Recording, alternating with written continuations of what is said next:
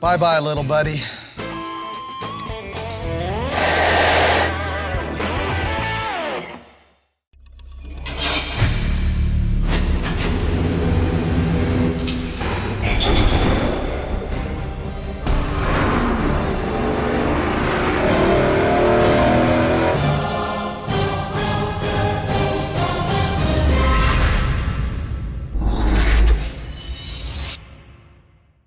How much nitrous oxide can a bone stock short block take?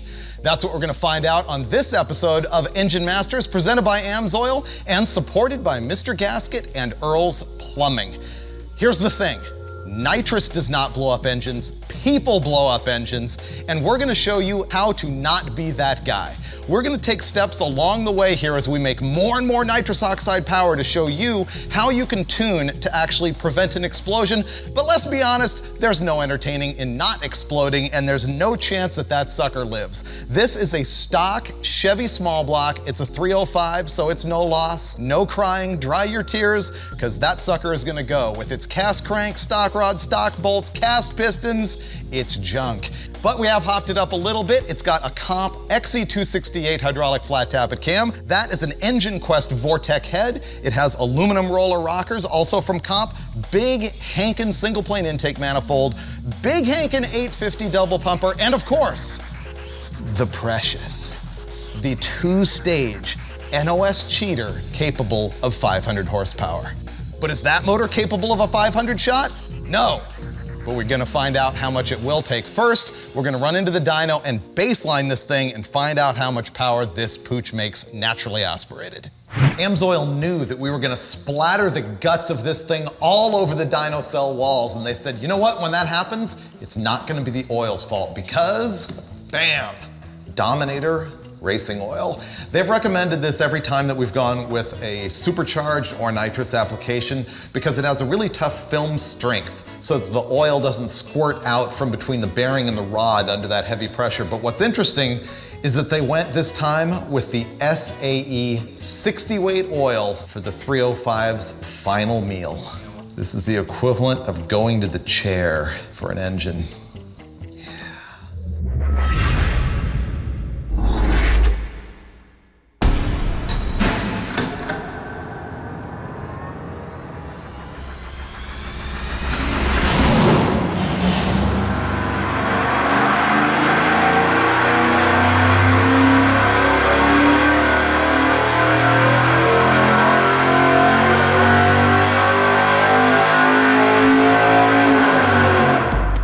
I feel really guilty now.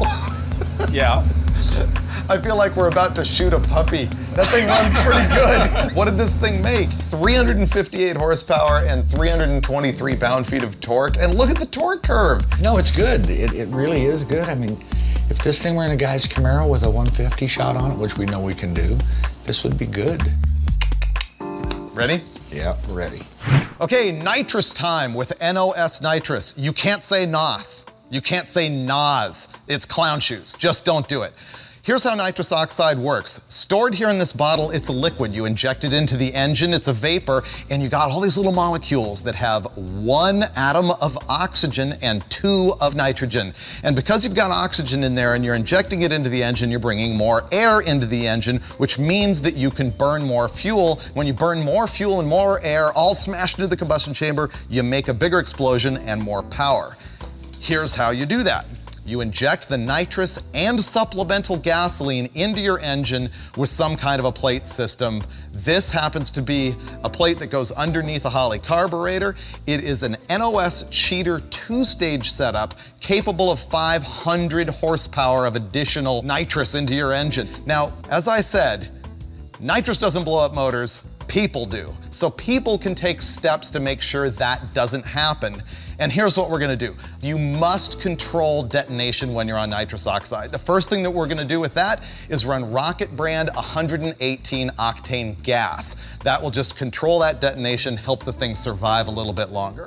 Next thing you have to do with nitrous, because that explosion happens so much faster than it does naturally aspirated, you have to retard the ignition timing. Otherwise, the cylinder pressure is fighting the piston coming up, and that is just disastrous. What we're gonna do to prevent that is use an MSD power grid ignition system, which is pretty advanced. MSD also makes a bunch of other lower end boxes that are designed to retard ignition timing right when you hit your nitrous oxide button. So you always wanna do that. Spark plugs. When you're running nitrous, you need to run a colder spark plug range. Now remember, that doesn't mean anything about the power of the spark itself. Instead, it is the temperature of the center electrode there because of the length of the path to the cooling passage. So that is a very cold spark plug right there. Also in your tune-up, you really need to pay attention to your air-fuel ratio. You can hurt your engine whether it's too lean, meaning not enough gas, or if it's too rich. A lot of people say fat and happy. That is not necessarily true.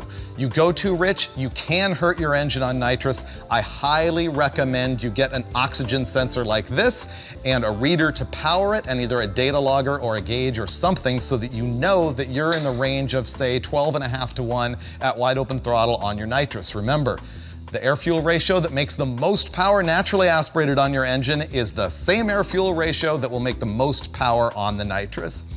Now, that's all a bunch of tuning steps that you can largely take care of with this chingadera right here. This is a nitrous controller. It happens to be an NOS launcher. This is a really advanced controller that can do a lot of things. It can shut off your nitrous if you're too rich or too lean. It can read your nitrous bottle pressure. It can activate your nitrous in a whole bunch of different ways, throttle switch, whatever you want to do.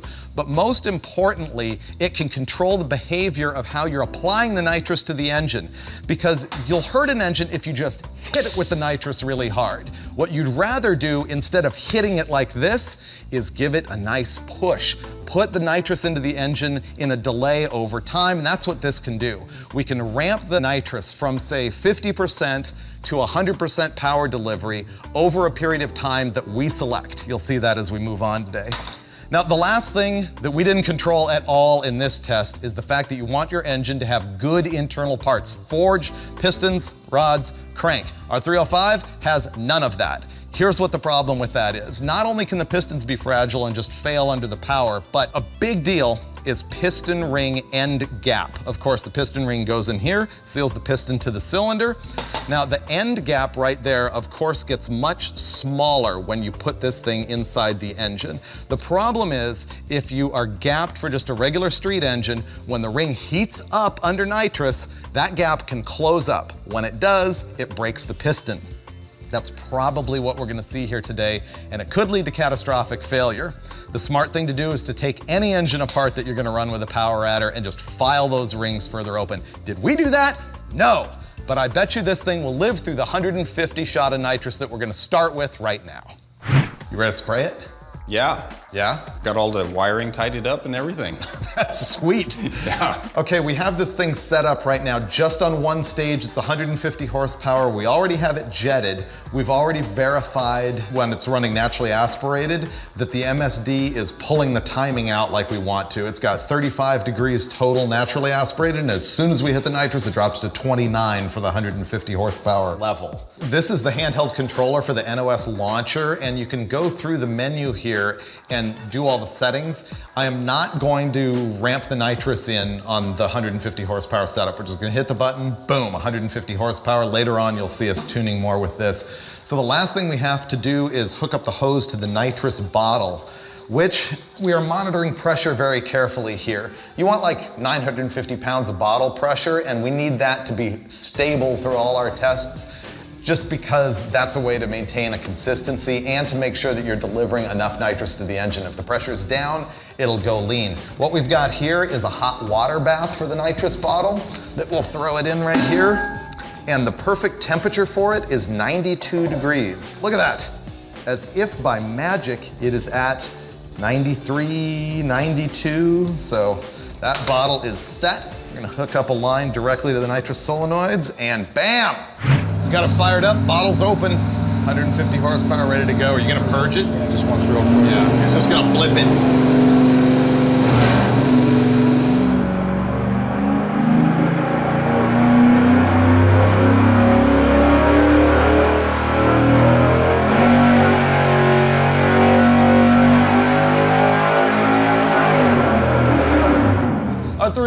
550 horsepower 305 is making 537 horsepower. No, 557. 557 horsepower. Whoa, whoa. 200. 200. That happens a lot, actually. We noticed that the factory jetting ends up delivering more. How are we looking on air-fuel ratio? Well, I have to tell you, part of that is because when the system is optimized and you've looked at everything as far as air-fuel ratio and timing, and it's all doing what it's supposed to do, it's not unusual that they make a little more power than they're actually rated. So what's our call right now? I'm already impressed. I say we just put it to bed and I know it's pretty happy. put a blanket over it and say we more. That was good. Okay, so this is a good setup, right? It is. Yeah. Let's step it up. What would be better? More power. Yeah. You're using your croissant wrench. Just bleeding the pressure out of the line so it doesn't seep into the engine. Always a good precaution.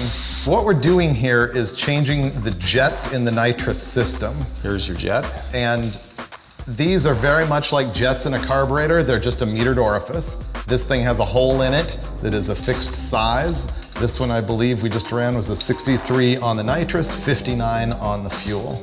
You never want to put more nitrous in it without getting the right amount of extra fuel in, or you might just burn the whole thing down. Now that we're stepping up the power levels, I don't want to smack the motor as hard. So instead of going all the nitrous all in, I am going to ramp it up so that when Steve hits the button, it gives us 50% of the nitrous hit and then goes up to 100% over 1 second.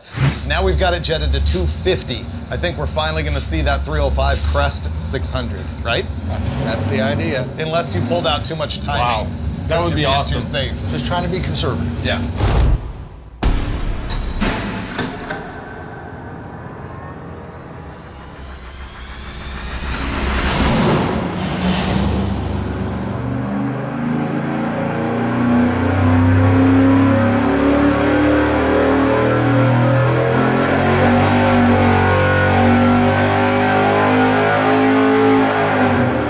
Oh! 2 horsepower per cubic inch. Whoa, that is awesome. That is awesome. We just made 620 horsepower with a 305 Chevy. Exactly 2 horsepower per cube. Wow. That's hilarious. I've gone through like the emotional roller coaster. Really? Because at first I was like, oh, this is a junk 305. We're just gonna scatter it against the floor of Steve's dyno cell.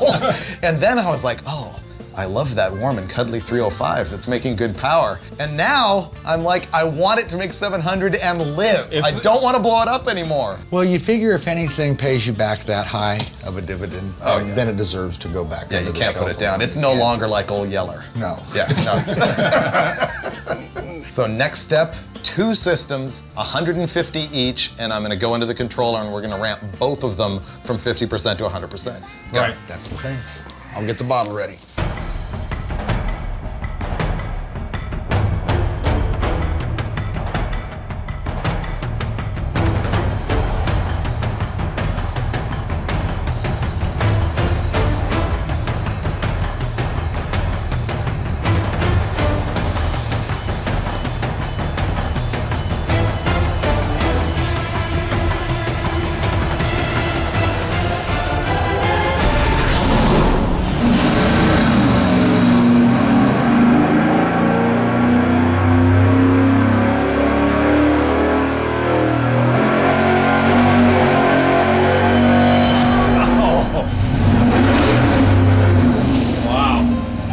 There we go.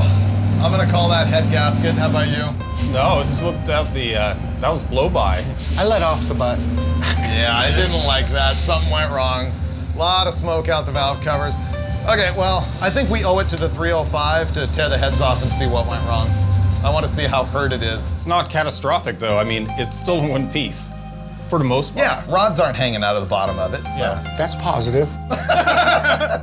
Yeah. Okay, and this one's hurt bad. What do you see? Piston on it. This is out of the number 2 cylinder, and look how it's got silver all over it, and in fact, it's filled up the crevice there between the porcelain and the metal here.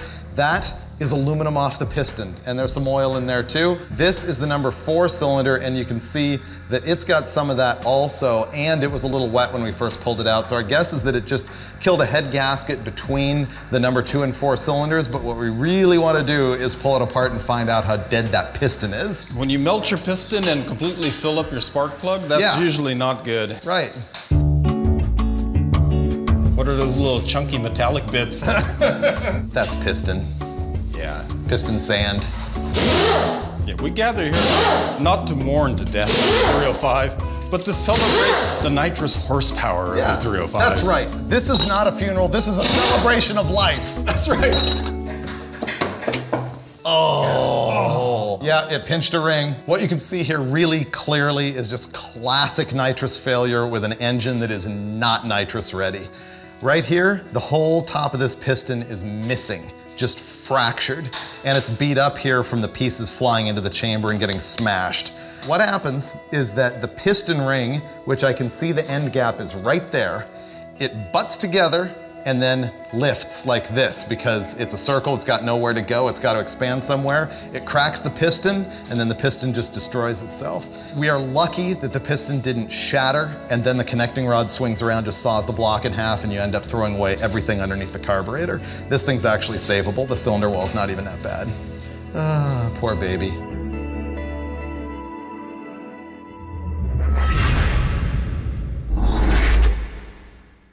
We made 2 horsepower per cubic inch out of a 305 Chevy. And then we blew it up. You know, this was the completely textbook, predictable result of what we were doing here. But I think the real lesson is if you want to do this, take the engine apart, file that ring end gap wide open, just let it be junk. And then you can spray a lot more than we did because the failure was nothing more than that. We were changing your tune now. It was a blown head gasket in the dyno cell. It did blow the head gasket. Yeah. After that. I guess you're right. So we were both right on that. But it did pretty well. I'm pretty proud of the 305. You know, can you really call us engine masters when this happens? You can't. And that's a wrap until next time on Engine Masters, presented by AMSOIL and supported by Mr. Gasket and Earl's Plumbing. You gotta make sure not to touch the nitrous when it's coming out. It will literally burn you. Wow. That was dangerous, Freiberger. I know. You know what this 305 is like right now? What's that? It's like a puppy on your farm. Oh no. Yeah, where it's a nice, cute little warm puppy and you like to play with it and it's a good doggy, but you know it's not gonna last long. What are you saying? Now I'm a puppy killer? It's true. Well, we kind of know what went wrong, but now we've got to tear it apart and actually have a look and see what the level of death is. Because, you know, death on an engine is not really a black and white situation. Unlike a puppy, which is either alive or dead. Here we go with the It's puppy. more definitive when you're talking puppies. Yeah. 305s, there's more gray area.